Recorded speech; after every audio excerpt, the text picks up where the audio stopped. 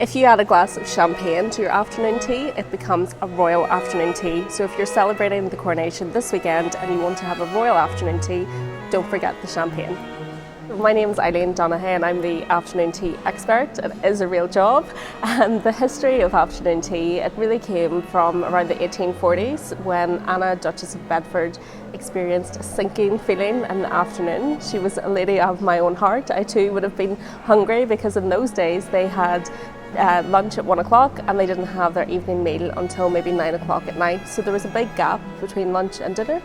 And she asked for some tea and scone and a small plate of treats to be sent up to her bedroom.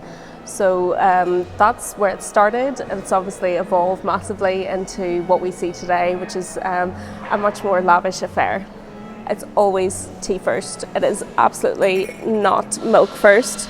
So you put your tea in first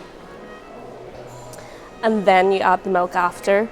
Now the reason why we do that is not only you want to see what kind of strength the tea is, but you can't add milk in if you put in too much. So it's really always tea first is definitely the rule. We don't do this. This is actually really bad manners and considered quite offensive in some countries.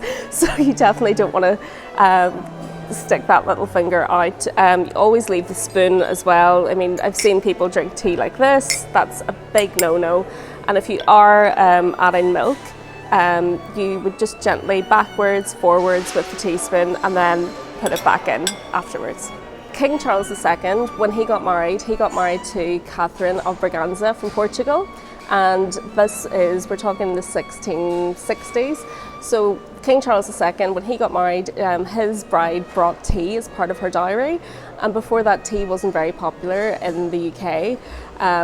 So it sort of had that kind of royal effect. It's the same way if you see the Princess of Wales, for example, wearing a particular outfit or dress, it would sell out really quickly.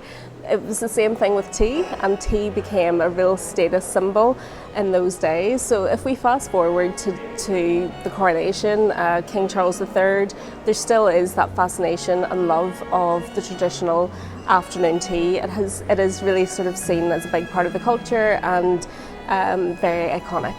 You can see that this scone has a nice crack already, so you really just want to squeeze it and tear it apart like that, so you wouldn't use a knife.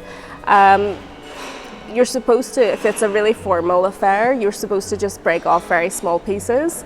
You definitely wouldn't put it back together and eat it like a burger. That's a big no-no. And it's up to you if you put the cream or jam on first. I say it's personal preference, but I know some people get very heated when it comes to that order.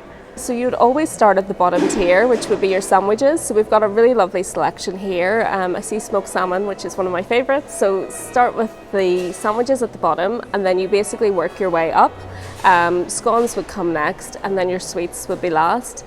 One really important etiquette tip is you would always stay on the same course that the rest of your guests are on. So you wouldn't just jump ahead because you've decided to finish your sandwiches. You'd always wait and do it course by course. Afternoon tea is meant to be enjoyed. It's really leisurely, so it's not a race.